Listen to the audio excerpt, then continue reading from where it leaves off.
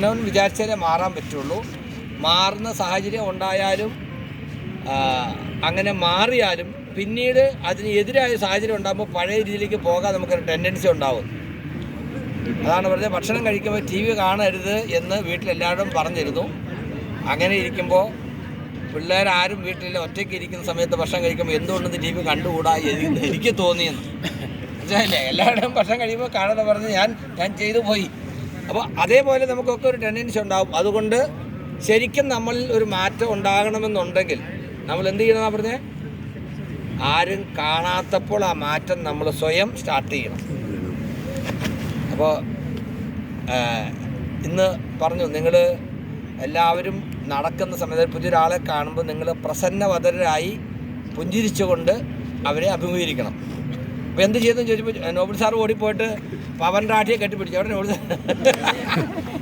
നിങ്ങളെന്താ ചെയ്ത് ഓടിച്ചത്? കെട്ടിപ്പിടിച്ചു. വെറുതെ വഴി നടന്നു വരുന്ന ആളെ കെട്ടിപ്പിടിക്കുമല്ലോ. കെട്ടിപ്പിടിച്ച് ചിലപ്പോൾ ഇടി കിട്ടുമായിരിക്കും. നമുക്ക് ചിരിക്കണമെന്നല്ല, അവർക്കറിയത്തില്ലല്ലോ. അപ്പോൾ പക്ഷേ അവരുടെ മുഖത്തേക്ക് നോക്കി നമ്മളൊന്ന് ചിരിച്ചാൽ അവർ ചിരിക്കും, ഇല്ലേ? നമ്മളിങ്ങനെ വണ്ടിയെ പോകുന്ന വഴിക്കാണെങ്കിൽ ഒരാൾ മൊത്തം ചിരിക്കും. എന്നിട്ട് അവരാലോചിക്കുന്നത് ആരാണ് അപ്പം ചിരിച്ചത്? ശരിയല്ലേ? അപ്പോൾ ഒരു പുഞ്ചിരിയിലൂടെ നമുക്ക് നമ്മുടെ സ്വഭാവത്തിലൊരു മാറ്റത്തിന് തുടക്കമിടാം. ആളുകളോട് സ്നേഹപൂർവ്വമായിട്ട് പെരുമാറുക. പിന്നെ ആർക്കും ദോഷം വരുന്നത് ചെയ്യാതിരിക്കുക. അത് ബിസിനസ് എന്ന് പറയുമ്പോൾ എനിക്ക് നേട്ടം ഉണ്ടാകണം എന്ന് വിചാരിച്ചുകൊണ്ട് ആളുകൾ ചെയ്യാറുണ്ട്. അതുപോലെ മറ്റുള്ളവർക്ക് ദോഷം വന്നിട്ടാണെങ്കിലും എനിക്ക് നേട്ടം ഉണ്ടാകണം അങ്ങനെ ചെയ്യുന്നവരുണ്ട്. എനിക്ക് നേട്ടം ഉണ്ടായില്ലെങ്കിലും അവൻ്റെ പണി കൊടുക്കണം എന്ന് അല്ലേ, അങ്ങനെ ചെയ്യുന്നവരുണ്ട്. അങ്ങനെയൊന്നും ചെയ്യാൻ പാടില്ല. അതൊന്നും ഈ സിസ്റ്റത്തിൽ ഉൾപ്പെടുത്തരുത്. നിലനിൽക്കില്ല. നമ്മളത് ചെയ്യരുത്. നമ്മുടെ ലക്ഷ്യം ഈ നന്മ പരമാവധി ആളുകളിലേക്ക് എത്രയും വേഗം എത്തിക്കുക. അതിന് നമുക്ക് വേണ്ട ക്വാളിറ്റിയാണ് ഈ വക മാറ്റങ്ങൾ നമ്മളിൽ കൊണ്ടുവരണം. എന്ന് പറഞ്ഞാൽ RCM ഇന്നും എവിടെ എത്തിയിട്ടില്ല. RCM എന്തെങ്കിലും ചെയ്യാൻ പോകുന്നുള്ളൂ. ആ ചെയ്യുന്നതിന് വേണ്ട പടയാളികളാണ്. അപ്പോൾ അവരുടെ പൊക്കവും മണ്ണൊക്കെ അളക്കാൻ കൊണ്ടുവന്നിരിക്കുകയാണ്. പട്ടാളത്തിലേക്ക് റിക്രൂട്ട് ചെയ്യാൻ പറ്റുന്ന പിള്ളേരാണോ നോക്കാൻ വന്നിരിക്കുകയാണ്. അതാണ് പറഞ്ഞത് മാറ്റം. അപ്പോൾ ഇപ്പോൾ ഇവിടെ ഈ പാട്ട് വെച്ച് ഡാൻസ് ചെയ്യാനല്ല പറഞ്ഞത്. ആ പാട്ട് കേൾക്കുമ്പോൾ നിങ്ങളുടെ മനസ്സെങ്ങനെ പ്രതികരിക്കുന്നോ അതിനനുസരിച്ച് നിങ്ങൾ ശരീരത്തിനെ വിട്ടുകൊടുക്കുക. എളുപ്പമുള്ള കാര്യമൊന്നുമല്ല. ചിലർക്കൊന്നും തോന്നുകയില്ല, ചിലർക്ക് ഡാൻസ് ചെയ്യണമെന്ന് തോന്നും, അല്ലേ? എന്തൊക്കെ ചെയ്തു, കുറേ ആളുകൾ ചെയ്തു. അദ്ദേഹം കണ്ണും തുറന്ന് നോക്കുന്നുണ്ടായിരുന്നു. ഇന്ന് ഇവിടെ കണ്ടതിൻ്റെ മറുപടി എന്ത് ആക്ഷൻ വേണമെന്നുള്ളത് നാളെ പറയാമെന്നാണ് പറഞ്ഞിരിക്കുന്നത്. പിന്നെ നേരിട്ട് ദൈവത്തിൽ നിന്ന് കിട്ടുന്നതാണ്. നിങ്ങൾ പൂർണ്ണമായിട്ട് നിങ്ങളെ ദൈവത്തിൽ സമർപ്പിക്കുക. And follow the instruction. ഇതൊക്കെ ബിസിനസ്സിൽ നടക്കുന്ന കാര്യമാണ്. ന്യായമൊന്നും പറയണ്ട, പൈസ ഉണ്ട് പറയുക, അതല്ലെങ്കിൽ വേറെ പരിപാടി നോക്കാം, ഇല്ലേ?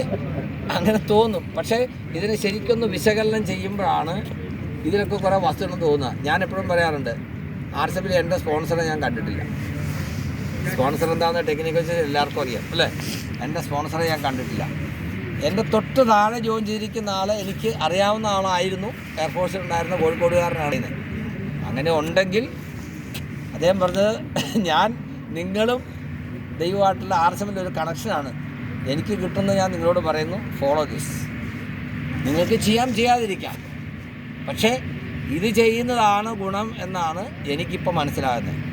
കാരണം ഒരു മാറ്റം ആവശ്യമാണ്. മാറണം എന്ന് എന്നോട് ദൈവം പറഞ്ഞു. ഞാൻ മാറി. ഇത് പറയുമ്പോൾ TCGയുടെ സ്വഭാവമുണ്ട്, ഒരിക്കലും ചിരിക്കല. എല്ലാവർക്കും അറിയാവുന്ന സ്വഭാവം അല്ലേ? ചിരിക്കല. എന്ത് പ്രശ്നം ഉണ്ടെങ്കിൽ ഇഷ്ടക്കേട് വന്നാൽ ഇങ്ങനെ മുഖത്തേക്ക് നോക്കും. നമ്മൾ മണ്ടത്തരം പറഞ്ഞാൽ ഇങ്ങനെ മുഖത്തേക്ക് നോക്കും. ചിലപ്പോൾ ദേഷ്യം വരുമ്പം ഇങ്ങനെ ഒന്ന് നോക്കും. എനിക്ക് ഓർമ്മയുണ്ട്, കോയമ്പത്തൂർ ഒരു പ്രോഗ്രാമിൽ പോയപ്പോൾ എല്ലാവരോടും ചിരിക്കാനാണ് പറയുന്നത്. മാത്രമല്ല നമ്മൾ നന്ദി പറയുന്നത് നമുക്കെന്തെങ്കിലും ഗുണം ചെയ്തവർക്കാണ്, അല്ലേ തോമസ് സാറേ? ആരോടാണ് നമ്മൾ നന്ദി പറയുന്നത്? നമുക്കെന്തെങ്കിലും ചെയ്തവരാണ്. പക്ഷെ അദ്ദേഹം പറയുന്നത് നമുക്ക് ഉപദ്രവം ചെയ്തവരോടും നമ്മൾ നന്ദിയുള്ളവരായിരിക്കണം. അവരെ എന്നും നന്ദിയോട് ഓർക്കണം. എന്താ കാര്യം? ഉപദ്രവം ചെയ്യുമ്പോൾ ഉപദ്രവത്തെ അതിജീവിക്കാൻ നമ്മൾ കൂടുതൽ ശക്തി നേടും. ശക്തി സംഭരിക്കുമ്പോൾ നമ്മൾ കൂടുതൽ ശക്തരാകും. അപ്പോൾ ആരാണോ നമുക്ക് ഉപദ്രവം ചെയ്തിട്ടുള്ളവർ അവരെ വേണം ആദ്യം നന്ദിയോടെ ഓർക്കാൻ. അപ്പോൾ ഇതൊക്കെ തികച്ചും വ്യത്യസ്തമായ രീതിയിലുള്ള ഒരു മനോഭാവമാണ്. കാരണം 140 കോടി ജനങ്ങളിലെ ഇന്ത്യയിൽ, ലോകത്തിലെ ഏറ്റവും ജനസംഖ്യയുള്ള രാജ്യം ഇന്ത്യയാണ്. വർഷം 2 കോടി ആളുകൾ വീതം ഇന്ത്യയിൽ ജനിക്കുന്നു എന്ന് പറഞ്ഞാൽ 2 കോടി ആളുകൾ 18 വയസ്സ് പൂർത്തിയാകുന്ന ആർസിമിലേക്ക് വരാൻ 4 കോടി ആളുകൾ മാത്രമേ ആർസിം വന്നിട്ടുള്ളൂ. ആലോചിച്ച് നോക്കി, എത്ര വലിയ പൊട്ടൻഷ്യൽ, എത്ര വലിയ സ്കോപ്പാണ്. ഒരു പ്രൊഡക്റ്റിൽ തുടങ്ങിയിട്ട് ഇന്ന് ഗുഡ് മോർണിംഗിൻ്റെ കൂട്ടായിട്ട് എല്ലാ പ്രൊഡക്റ്റും പുതിയ പുതിയ പ്രൊഡക്റ്റുകൾ വന്നുകൊണ്ടിരിക്കുകയാണ്. അപ്പോൾ ഇതിൻ്റെ ഒരു അപാരമായ സാധ്യത. അദ്ദേഹം ചോദിക്കുന്ന ഇത്രയും പ്രൊഡക്റ്റ് ഉണ്ടായിട്ട് എന്തുകൊണ്ട് ഇത് റോക്കറ്റ് പോലെ സ്പ്രെഡ് ആവുന്നില്ല? അതിന് കാരണം നമ്മളെ വിശകലനം ചെയ്താൽ മനസ്സിലാകും. ഒരു 10-20,000 രൂപ വരുമാനം കിട്ടുന്നൊരു ജോലിക്ക് പോകുന്നയാൾ ഒരു 8, 10, 12, 16 മണിക്കൂർ വരെ ജോലി ചെയ്യും.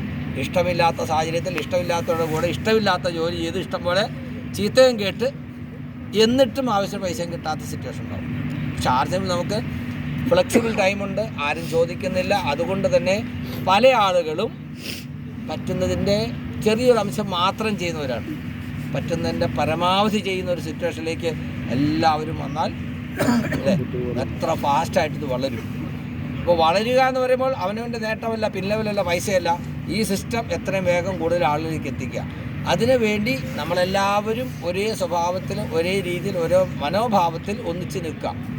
അതിനുള്ളൊരു ഗൈഡൻസാണ്, ഒരു കറക്റ്റീവ് ആക്ഷനാണ് ഇപ്പോൾ തന്നുകൊണ്ടിരിക്കുന്നത്.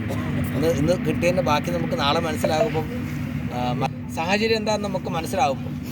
അപ്പോൾ തീർച്ചയായിട്ടും ഇതിനെ വളരെ പോസിറ്റീവ് എടുക്കണം. ഇനി അങ്ങോട്ടുള്ള ഓരോ എന്താ പറയുക, നമ്മുടെ അവസരങ്ങളും മാക്സിമം പൊട്ടൻഷ്യൽ ഉപയോഗിച്ച് നമ്മൾ കൈകാര്യം ചെയ്യണം.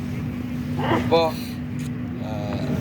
4 പേര് വണ്ടിയിലാണ്, 4 വീലറാണ് വന്നിരിക്കുന്നത്. വിനോദ് സാറാണ് ആദ്യമായിട്ട് അങ്ങനെ ഈ ട്രിപ്പിൽ വരാൻ തീരുമാനമെടുത്ത് വന്നത്.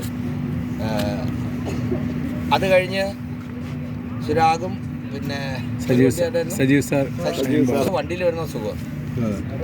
ഇവർ വണ്ടിയിൽ വരാൻ പ്ലാൻ ചെയ്ത് കഴിഞ്ഞപ്പോഴാണ് എന്നോട് ഹരി പറയുന്നത്, അപ്പം അച്ഛൻ നമുക്കും വണ്ടിയിൽ പോകായിരുന്നു. അത് പറയുന്ന 1 മണിക്കൂർ മുമ്പാണ് ഞാൻ ഫ്ലൈറ്റ് ടിക്കറ്റ് എടുത്തത്. 3 പേർക്ക് ഫ്ലൈറ്റ് ടിക്കറ്റ് അങ്ങോട്ടും ഇങ്ങോട്ടും ക്യാൻസൽ ചെയ്ത് കഴിഞ്ഞാൽ 2 പ്രാവശ്യം വരാനും പോലുള്ള പൈസ പോകും. അതുകൊണ്ട് പിന്നെ ആ ഒരു സാഹചര്യത്തിന് ഇറങ്ങിയില്ല. അപ്പോൾ തീർച്ചയായിട്ടും ഇനിയുള്ള പ്രോഗ്രാമിലൊക്കെ ഒരു റാലിയായിട്ട് നമുക്ക് വർക്കൻഡിലേക്ക് വരാം.